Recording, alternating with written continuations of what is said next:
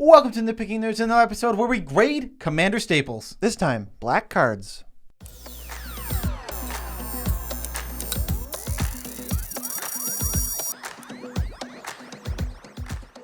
I'm your host, Joe Cherries. I'm your host, BZ, and that makes us the Nitpicking Nerds, bringing you daily Magic content. If you like daily Magic content, you have no choice but to subscribe to the channel right now. And if you want to support us otherwise, you can go to patreon.com, and there's a link in the description where you can buy Magic cards. And once you buy those Magic cards, through the link, we get a kickback on the order because we appreciate how generous you are. Joe, what are we doing? So today we're taking a look at some black cards from EDHREC. These are the 30 most played according to that website. What we're going to do, we're going to take a look at them. We're going to give them a grade. We're going to explain what those grades are so you understand what those grades are. And we're just going to discuss the cards a bit to tell you what we think of them. Yeah, it's basically your consolidated resource for all Nitpicking Nerds opinions on the 30 most popular black staples on EDHREC.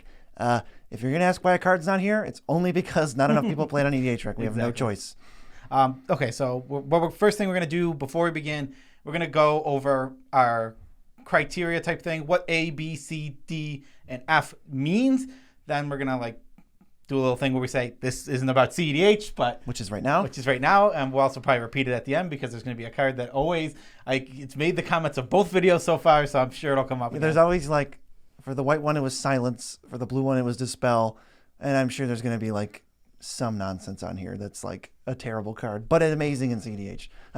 A's are cream of the crop, one of the best cards in its role. Often they're auto includes. Sometimes they're irreplaceable. Soul Ring, Demonic Tutor, Rhystic Study. A, you can think of as auto include. B, staples that will make a lot of decks or very strong cards that require a little synergy, but once you have that synergy, will be some of the best cards in your whole deck. Think of Lightning Greaves, Swan Song, Heroic Intervention. B, build around. C, cards that are strong but often replaceable unless they have good synergy with your deck. Start getting cut as you make improvements to your decks. These are all the cards we do shorts on. So Cultivate, Terminate. There's a couple ones that are going to be in this video. So C is cuttable. D's are cards we aren't going to include in most decks unless the deck has a restriction, sort of you're building with your collection or you have a heavy theme, or decent cards that are easily outclassed. This is Merciless Eviction, Putrefy, Mortify, all that type of stuff. D, don't bother. For anyone who's seen, you know what? I'll save it at the end. Okay. That's going to be our tidbit. So. And what do we have for F? F is unplayable cards we wouldn't even play. We just would not play these cards that were Red Elemental Blast, Decimate, Explosive Vegetation. F is Fugulba. So Red Elemental Blast, I made the comments the last two videos. That's actually what I was referencing because people have brought it up now twice, and I'm sure it'll get brought up again. Let's go. Again, 3 for 3. This is not CEDH. We're not talking about CEDH at all whatsoever. We're not talking about budget whatsoever.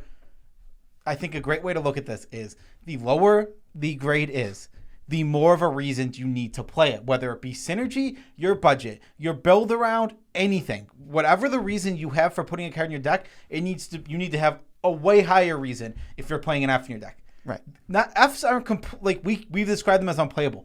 They're not. I guarantee there is a card that I would give an F that there is a deck that if I was given, I would put it in. But that's not all cases. That's not most cases. So if you see a low grade for a card you play, you might still have a good enough reason to play that card. Yeah, and that works for the other way too. What's the reason to put Soul Ring in your deck? You're playing Magic. That'd be the reason. Mm-hmm. Yeah, that's completely fair.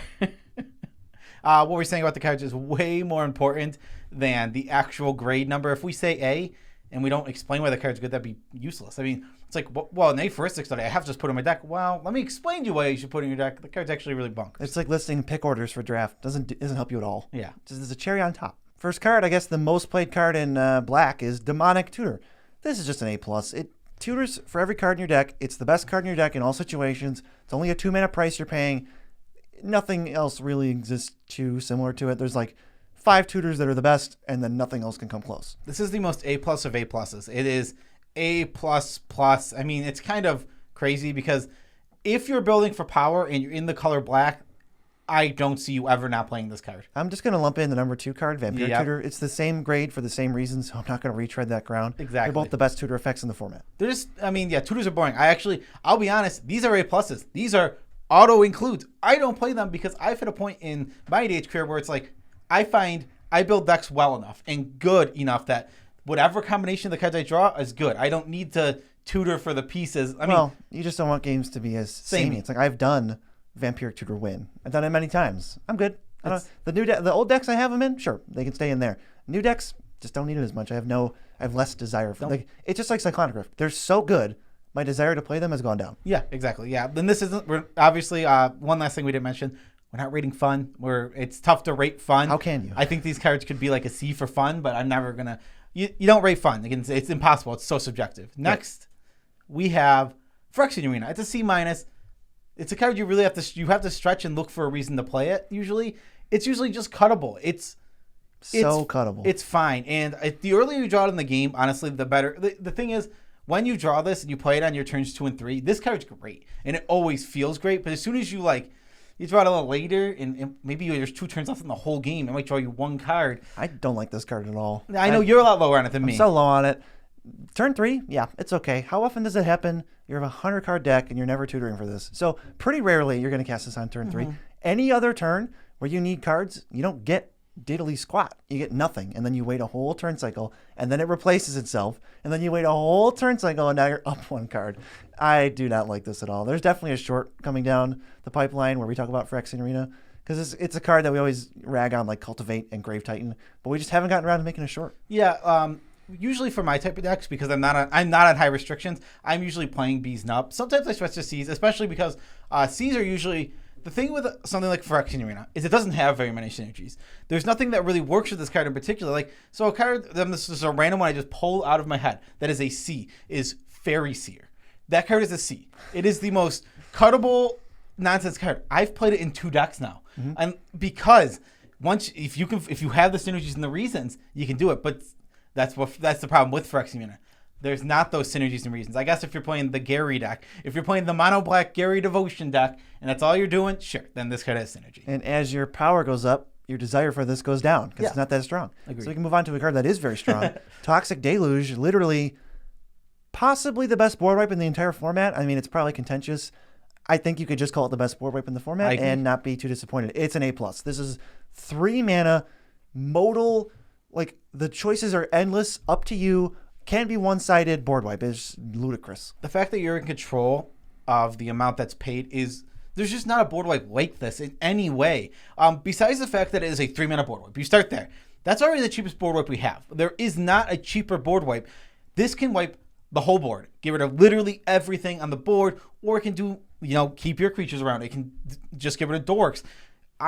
It's weird to me how versatile and how powerful this spell is because, it's 3 mana. You think, oh, okay, you're going on the 3 mana, you're going to need a huge there's not a downside? Oh, it's amazing, and it kills hexproof, indestructible creatures, and if I have the biggest creature, it's a one-sided board wipe? Wait, but they reduced it by a mana. Oh, and it's only 1 black pip. Okay. Yeah, this card's insane. It's a 40-life format. This is a 40-life format. This card is it's stellar. I have been nothing but, I play it in every black deck, and sometimes it can be a little boring, but I think the difference between a card that can be boring like Toxic Deluge and Vampiric Tutor, when you cast Vampiric Tutor and Demonic Tutor, when it's the best of the best, it wins. When you cast Toxic Deluge and it's the best of the best, you've reset the board. Yeah, I mean, it's a spell that only does one thing. It wipes creatures. So it's not like it can be dead. It can be, quote unquote, bad. It just never is. I actually almost never. When I started doing this list, I put this at A, and I'm like, no, I can't. I can't put it at A. You can't replace this card. It is worse than Vampiric and Demonic Tutor, but the fact is, this is I like going back to it. Cream of the crop. There's nothing that's going to do this job as well in any color. Yeah, it's just, there's no board wipe like this, especially in black. When you go down to Damnation, it's like 5 steps worse. And Toxic Deluge, let's give it an A+. Speaking of cards that are worse, what if you added 1 black? 1 and a black to the tutor price of Demonic Tutor. Well, you get Diabolic Tutor, and that means your card sucks. It's an F. Just recommend never playing this. The cost of tutors gets exponentially harder to actually justify. 1, amazing. 2, perfect, fine. 3, oh, it's totally fair and it's nothing special. 4, what? Nope. Get it out of your deck. Agreed. Yeah, 4 is you're never touching it. This card is one of those cards that can easily perform for you. You will see it won't be too disappointing too often. Yeah. But you can just do better, and you're quickly going to do better. This card doesn't synergize with diddly squat. Nope. I mean, it's just neither does Demonic Tutor, but it's literally half the cost. Vampiric Tutor is 1/4 the cost. It's literally twice as slow as a card that, you you take a tempo hit to play it, and it makes up for the fact that it's your best card. What if you need a board wipe? You need 9 mana to cast a 5 mana board wipe? Like what? Yeah, exactly. Yeah. So another thing about Diabolic Tutor is it's supposed to be this budget card. Like that's the reason it's so high here. That's why it's number 5. Like we understand, we completely understand that this is up here because it is a budget card. I think tutors get way worse in budget. So I think like you're tutoring for worse cards. I wouldn't put this even on a budget. Exactly. So you're going. So as you go down in budget, your average card gets worse. And so like maybe you're saying, okay, I can't afford Demonic Tutor, I put in Diabolic Tutor, but now instead of searching for your Toxic Deluge, you're searching for your 6 mana board wipe. Or Crux of Fate. Now you've added like 10 mana to the thing that you were going to do. It's like if I Demonic Tutor for a Toxic Deluge when I need it, that's 5 mana. That's all really good cards. If I Diabolic Tutor for Crux of Fate? Diabolic Tutor for Crux of Fate, that's 9 mana. Yeah. It just, the cost just starts getting really high really fast. Just avoid Diabolic Tutor when possible. Yep. Next, Dark Ritual. This is your classic D+. Don't need to play it unless your deck has some crazy nonsense synergy with it or your deck's going super fast. Otherwise, you just avoid it. It is the most cuttable of cuttable cards. It puts you down a card and only puts you up 2 mana, so you have to use it or don't play it. Yeah, never playing this in any deck really, unless you need a great reason. Storm. Storm is usually the reason. Maybe your commander, if your commander comes down, it's such big advantage. Like I haven't actually, so I'm playing a Tybalt deck, and like my commander coming down is huge card advantage. I'm not playing Dark Ritual in that deck specifically. You could, but maybe. Like sort of like Jessica's Will. It's the same kind of concept where it's like I don't mind casting it just as a ritual. I don't mind just casting rituals to get my commander out because the card I lose is gotten back by Tybalt. He draws 4 cards when he Exactly. enters, and you can't stop it. So Dark Ritual, it looks a lot worse when you do something like that Yes. says, well, yeah, you go down a card, but then you go up 2 turns sooner than you would have. So Exactly. just consider that stuff. Next, Zulaport Cutthroat. This is one of the best Blood Artist type effects, and I'll go ahead and lump his buddy Blood Artist in, who's the next card down anyway, which we gave a B. They're B+ and B for the same reason. Zulaport Cutthroat, I think, is just a little bit better. It does more damage. There's more of a life point swing when it works, but Blood Artist has the upside of stopping infinite combos on the other side and then triggering every time when any creature dies. These both have upside. Yeah, like you said, I think Zulaport Cutthroat's better because ultimately the thing that you're looking for out of these cards is to trigger off of your creatures. That's really what you want. So I think the Zulaport Cutthroat is the cream of the crop of these. It's a B+, but you need a lot of synergy. You absolutely need to have a deck that cares about creatures dying. Lots of creatures are going to be dying. Sack outlets. Proactively. Exactly. Things like that. So you can't just throw this in any deck, and that's why it's not an A. Like, if this went in any deck, it obviously would be an A because the way it performs in the decks it's good in, this card will play like an A in any deck that you want it in. It can win you the game. Yeah. I mean, with Zulaport Cutthroat, you have 35 creatures that die. That's all you have to do, and you just win. You don't even have to attack. You have to do nothing except kill 35 creatures in a turn, and you can do that. Yeah. One thing I want to mention about these, we've become very saturated with these effects now. Oh, yeah. That's an effect they print them out, which is fine. I actually like that because, one, you get to, if you can't afford, what's this? I think Zulaport Cutthroat's like $2, whatever.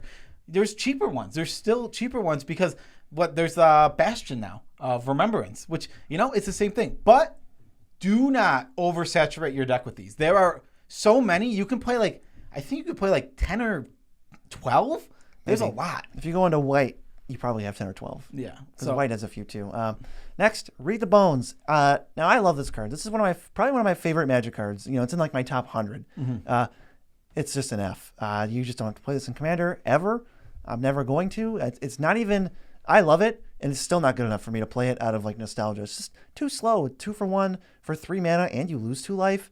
I think Night's Whisper is a lot better than this, and I still don't usually play Night's Whisper. So just stay away from Read the Bones. I don't think we need to even go any further. Yeah, exactly. Yeah, I just don't think so. Just to compare it to something like Phyrexian, you get your cards back a lot faster with this card. I like it better. Well, I know you do, but I think the thing that you ignore on Phyrexian is the ceiling is really high, and sometimes you get those 5 cards out of your 3 mana Yeah, thing. it's over 5 turns though. Yeah, I'm not arguing with that, but it can get you. There is a high ceiling if it lasts time. If given time. The ceiling is obviously, it's not infinite, but it's as many turns as you can survive. So, but the ceiling on Read the Bones is always 2 cards for 3 mana. Yeah, they can't. The ceiling on it is always bad. Yeah. So you can't be disappointed with it. Just you know what you're getting. I might challenge anyone playing Phyrexian Arena and not Knight's Whisper to make that 1-for-1 switch and see how it goes for you. Read the bones. You can just stay away from it. Next, what is it? Well, it's Great Merchant of Asphodel. You just need a lot of black pips. Yeah, this is a B+. Card is very good. I've like, if not for the fact of its need of synergies, this is like an A+. This card is... I think it's sometimes ignored and forgotten because it's such a staple and you just see it all the time. What do you mean ignored? I think people often just like don't even think about it sometimes. Like, what are some of the best cards in the black cards in the format? Great Merchant is one of the best black cards in the format. Yeah, it wins so many games. Exactly. It's like on the level of Psych Rift in that it's so good that it's boring to play against half the time. Exactly. I'm like sick of seeing this. It's just good though. Yeah, I agree with you 100%. Where it's just like I like I said, if this doesn't need synergy, it's just like an A+. The power of this card, what it does, is crazy. You play Magic. So you build a board by playing Magic. Now all of a sudden, I have 1, 2, 3, 4, 5, 6, 7. It's gonna be a 42-point life swing. Yeah, and it's the best type. It's a creature with an ETB, so you can spam it over and over and abuse it. Reanimate, animate dead, all this type of stuff, and then just get like 3 or 4 triggers. It wins games all the time. Next, it's animate dead. This is a B. You can animate any creature, but much like Zulaport Cutthroat, you have to be animating creatures proactively and putting them there so you can get them back. Otherwise, I'm not taking a crapshoot at see if somebody has a better creature than me. I'll wait till you randomly mill Jin-Kataxi. So, gotcha. It's like, I'm not doing that. Yeah, I agree completely. Anyway, that's fine. It's very good in the decks that if you want to pull some in your graveyard and there's reliably going to be something in your graveyard, well, guess what? This is the second best effect for doing this. We'll actually get to the other one, which I see that I misgraded, and I will fix that when I get there. Yes. Next. It's Viscera Seer, the best creature as a sack outlet. Like, there's other sack outlets like the altars, but as a creature, it's the best one, I think. I think so. You have to taking into account it's not the best effect, but it's the best creature. We have to take into account mana cost. So it's 1 mana, and it gives you pseudo card advantage by scrying you a bunch. This card's amazing. It's a B+. The only caveat is play creatures, and then you're playing this card. Yeah, every time. Yeah, exactly. It's not every time. It's again, you want to be. It's the same decks that want your Zulaport Cutthroat, your Blood Artist. I would be interested to see a black deck full of creatures that doesn't want this card. Oh yeah, you know what? That's fair because I guess when you build your black creature decks, they tend to just do the aristocrat thing naturally. Like, what are you doing that isn't? You're like going wide and attacking with tokens. You probably have a way to sacrifice them for value. That's true. Yeah, even in like when we played Commander Legends. Decent amount. The black-white deck wanted the Viscera Seer every time. It was a tokens deck. I mean, in that format, it couldn't die because it was never the biggest threat. It was barely even a threat. Oh, it died a lot. And it had to because I know. What happened was you scryed 10, and then it's super frustrating, and you find all your best cards. Yeah, I mean, and there was enough little. If you had it with like Nadir as your commander, that's just ludicrous. Yeah, ludicrous is a great way to put it. Next, we have Bolas' Citadel. You know it, you love it. Been around for like 2 or 3 years now. A. One of the best cards in the format. One of the most powerful, most common, easiest win conditions to pull off. It combos, and it just critical mass kills people by itself. Yeah, I mean, I've played this. I still play this in a lot of decks. I think I have a couple black decks. I only have it in one. I have it in my Life Gain deck because it has, at least if it's the theme of Life Gain, that's something that I do more often now. It's like I don't just throw if you throw all the A's in your deck gets boring really, really fast. Well, according to us. What? According to us. Well, yeah, okay.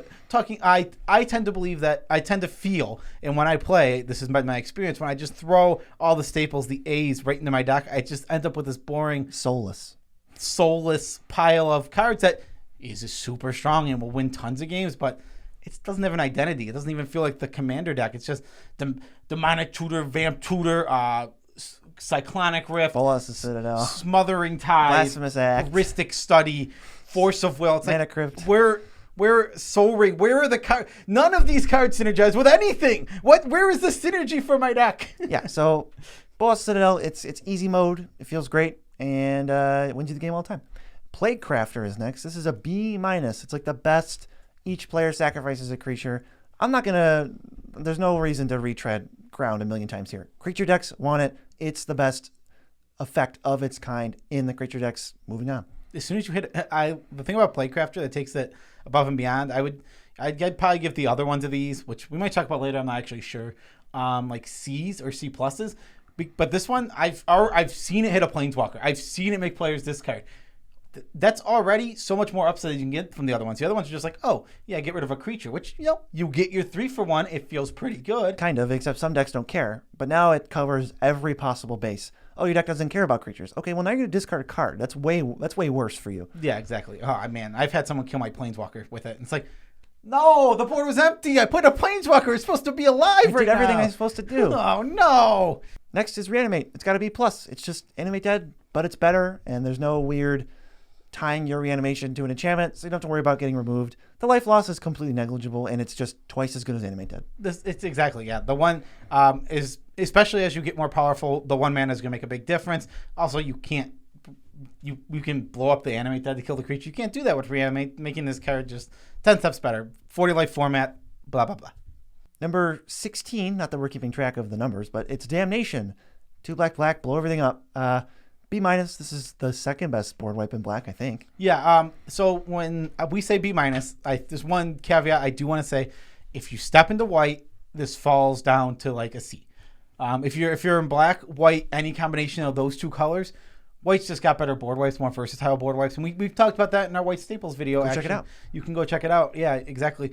But if you're in black, any combination without white, sure. Yeah, this is going to be... It's like blue-black. I don't know. Some green decks don't care about board wipes, and red, you got like Blasphemous Act. But, I mean... It just depends on... Yeah, like... Blue-black is what I always think of with Damnation. Yeah, and there's certain green-black decks. I mean, if you're playing... Obviously, if you're playing the green-black, like your Carador Marin type decks, those don't want Damnation. But there are other green-black decks. Are there?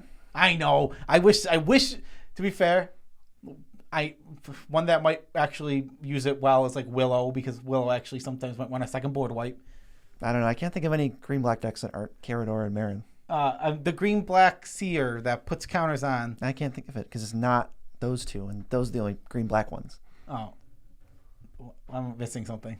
Uh-huh. That is a joke. It's because Carador has white in it? It was a joke. It's like, hey, I like these cards. That's all there is. Oh. Okay. Well, in my head, what I was saying is Carador, Marin, and like all of the other green-black, they all they care about is the graveyard. There's so many. Izoni, Thousand Eyes. That's all there is, man. I mean, I can't even think of them, but I know there's like 50 of them. If you care about the graveyard, you should play Diabolic Intent. Just need a bunch of extra creatures to sacrifice. It is literally Demonic Tutor, exactly, except can be better in the decks that have a bunch of fodder to sacrifice. Sometimes it's upside, then Demonic Tutor. Okay, well, that sounds amazing. Yeah, exactly. You just need the build around. Demonic Tutor's insane. We already know this. Go back to what we said about Demonic Tutor and then just add build around after it, and then we can go to the next one. Yeah, exactly. You just need, build around it. You're on. Next, Necropotence. Card's insane. It was on our top 15 best cards of all time because, I mean, this is one of the best EDH cards. This card's stupid. I'm still on the train that should be banned.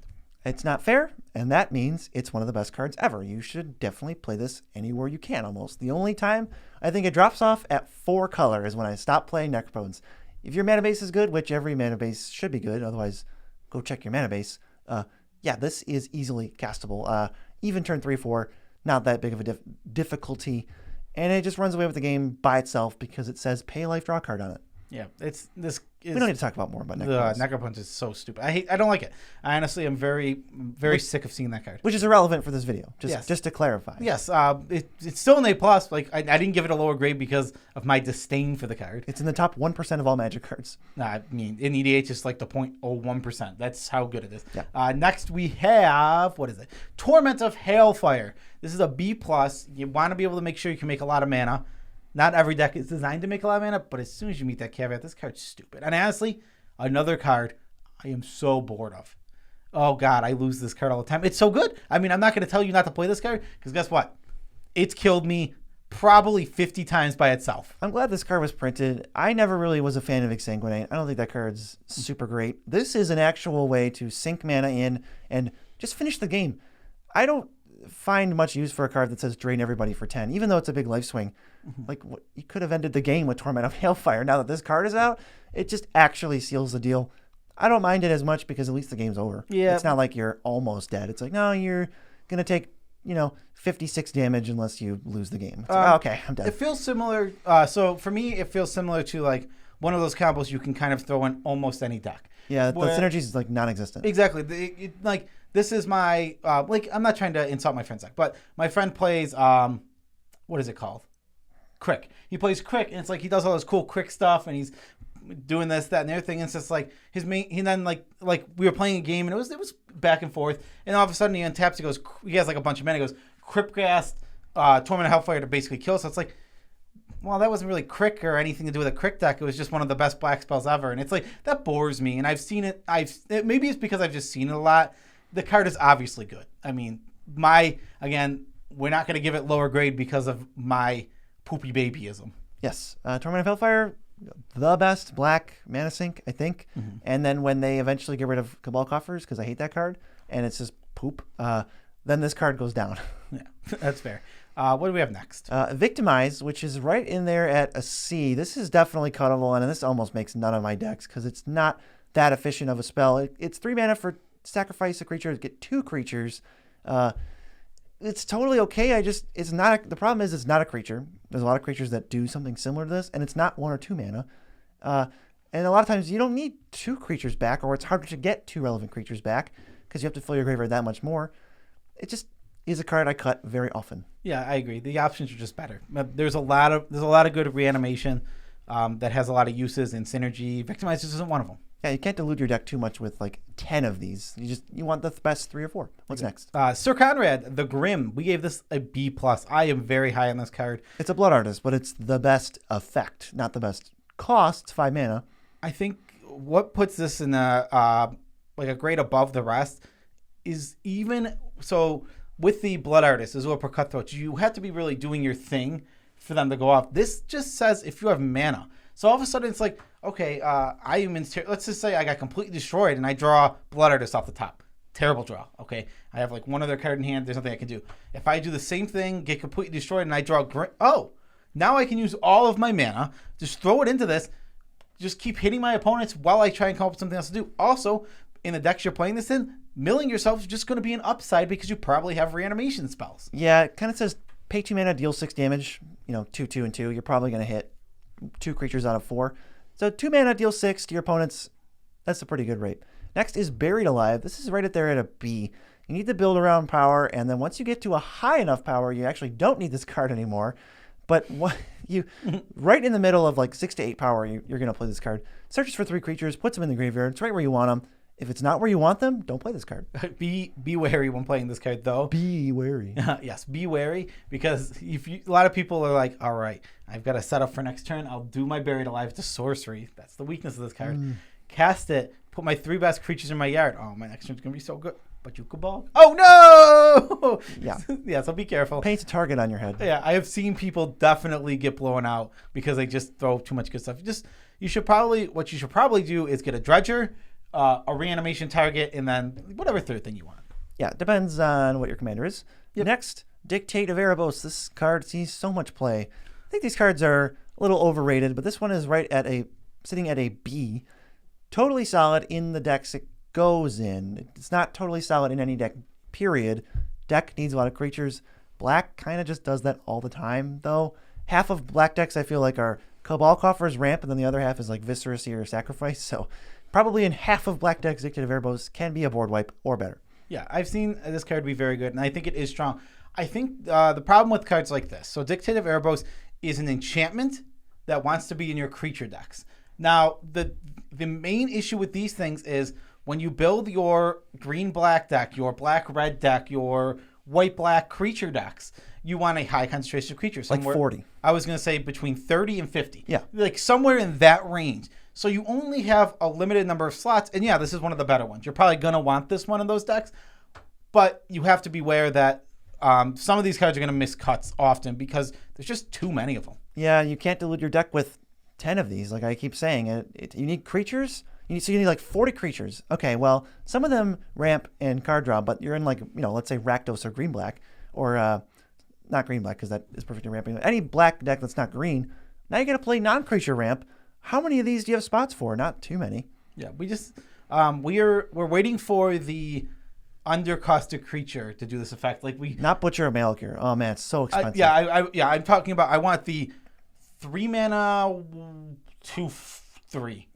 That card will be annoying. Yeah, I don't want to deal with that card. I know it's super good, but it's just like that's what we need. I mean, that's what for the sake of talking about like EDH, like say if I'm printing a card to sell my Aristocrats deck, that's what I know. Aristocrats wants that card. So, oh man, Dictator already runs with games. If you put on a creature. Oh, let's give the creature flash. Let's give the creature flash, no. And it has to be a 3/2 because it has to be 2 and a black for a 3/2. Every new push card is a 3/2.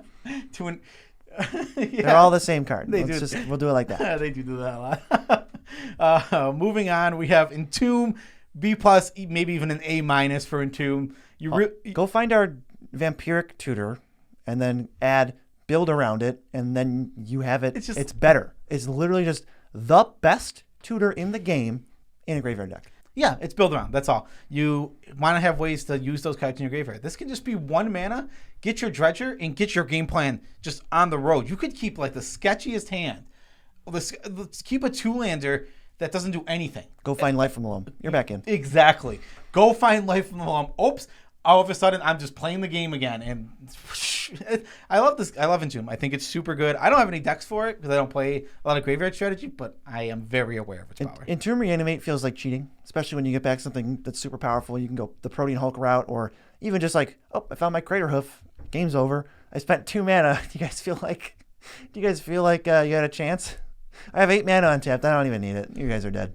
All right. Well, what do we got next? Next is Sign in Blood. It's a D-. It's better than what's it called? Breathe the Bones, and it's worse than what's it called? Vraska's things. Night's Whisper. I always think of Let Me Vraska You a Question when I think of that card. I've not been a fan of any of these type of effects. 2 mana draw 2s. They have no synergy. It's hard to put them in decks. They're still better than Phyrexian Arena. In his opinion. Next.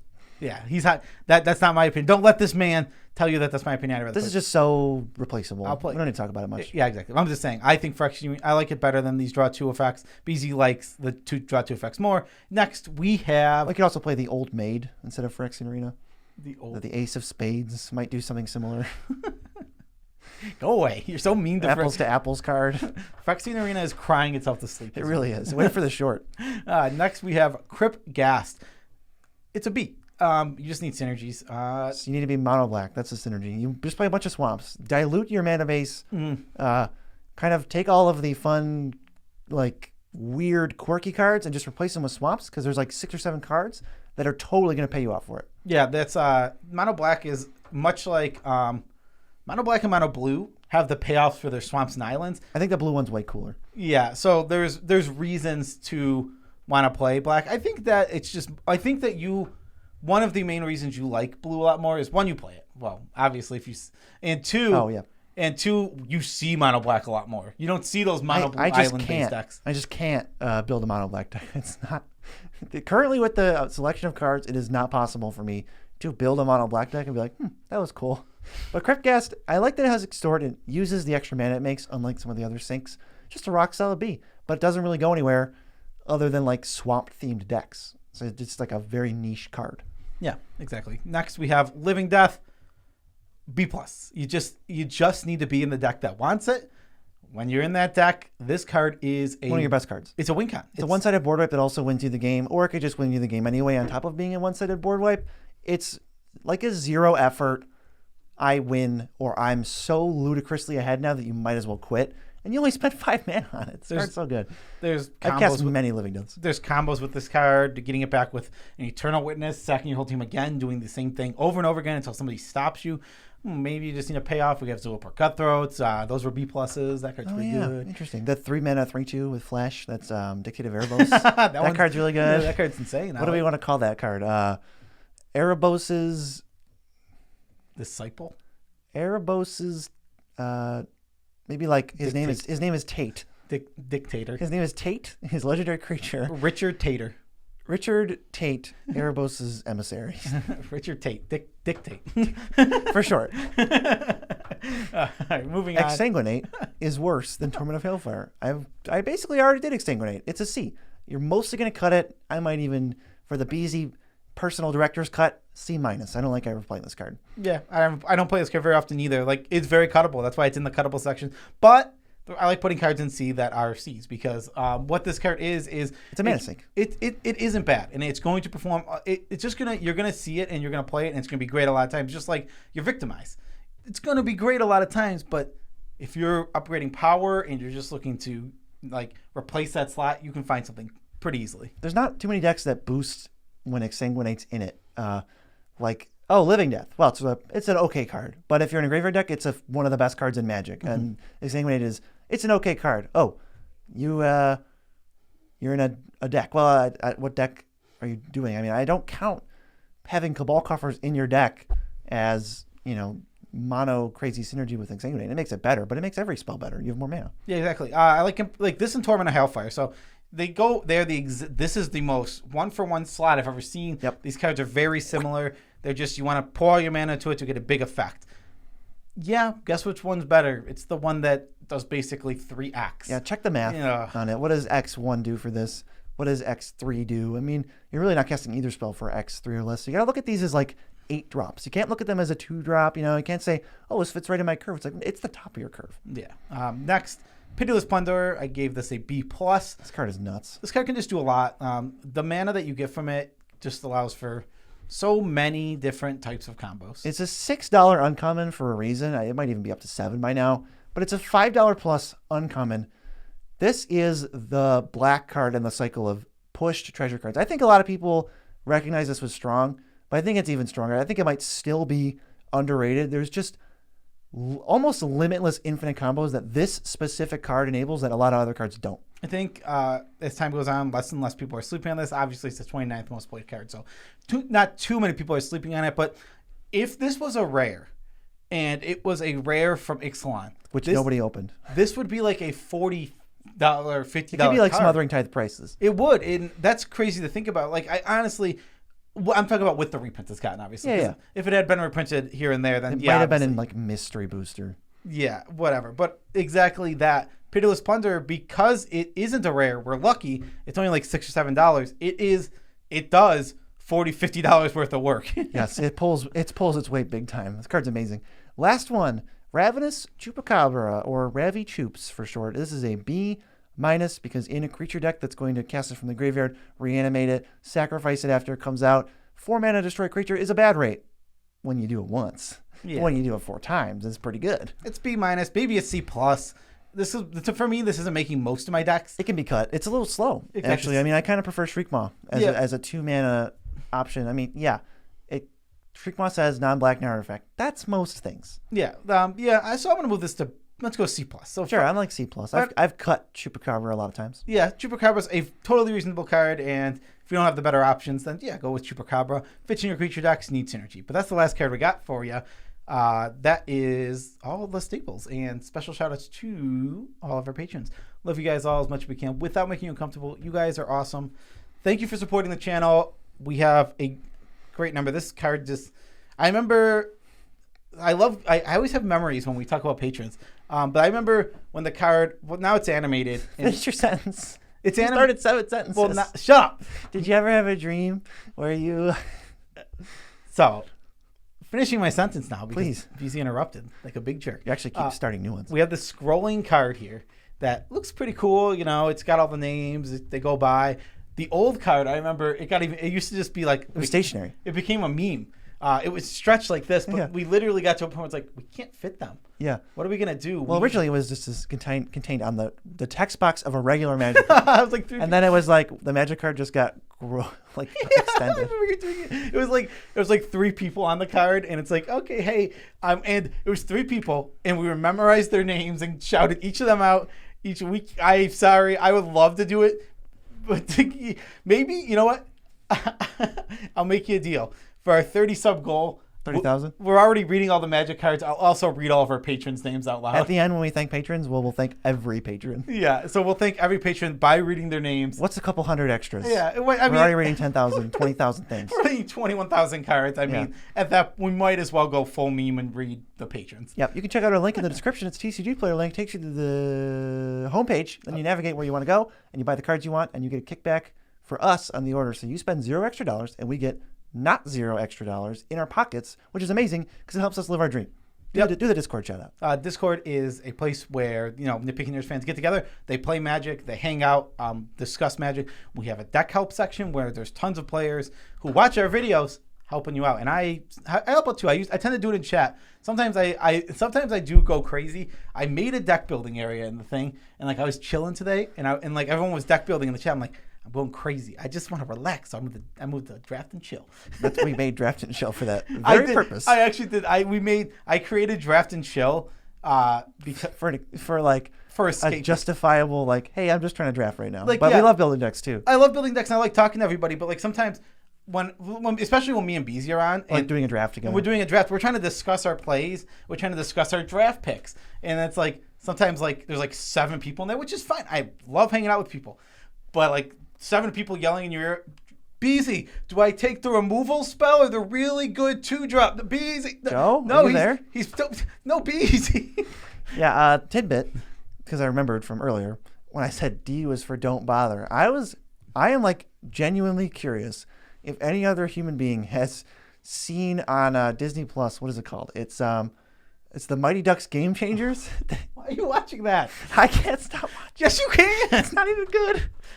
It's just the show's not good. I was watching I remember thinking I've never really seen the Mighty Ducks. So I watched the old ones. Okay. With Emilio Estevez. And they're all right, whatever. They were way worse. They're pretty bad. Than I in my the first one kind of charming, and the second, third ones are just bad. And it was really funny because it seemed like this is going to be a Mighty Ducks tidbit, I guess. So if you don't, just leave now. Just everyone leave. I think Emilio Estevez just kind of quit because for the third movie, he's on the cover and everything, but he's not even in the movie. The first thing he does is tell the main kid sorry, I got a coaching opportunity, I'm going to leave, and then he leaves for the whole movie until the middle. Then he comes back and wins a lawsuit against the college, and then he just leaves again. It's he's listed as the top guy. He's not even in the movie. It seemed like he quit or had a reduced thing, and they're okay, but no one's gonna see this movie if this is Mighty Ducks 3. No one even cares anymore. But the new one, I don't know. It's just not. Is Emilio Estevez back? He's back. He's chubby. He's back. He just looks like he hasn't done anything since Mighty Ducks 3, which I think is true.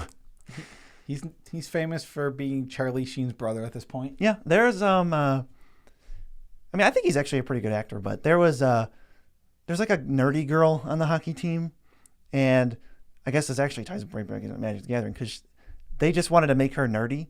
Mm-hmm. So she just randomly at one point for no reason said, I go to Magic the Gathering conventions.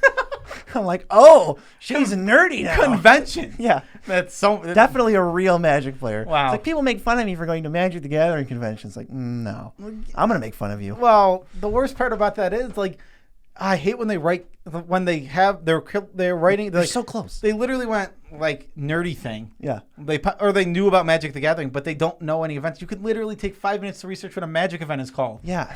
Man. I that stuck with me, and then I was going to bring this up anyway, and I'm oh, it actually relates back to Magic. Yeah, so for the 2 people who stuck with us.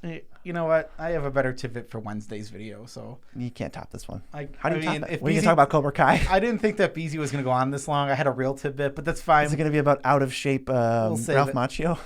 We'll save it. Is he out of shape? I don't know. Maybe. Peace out, Trap Scout.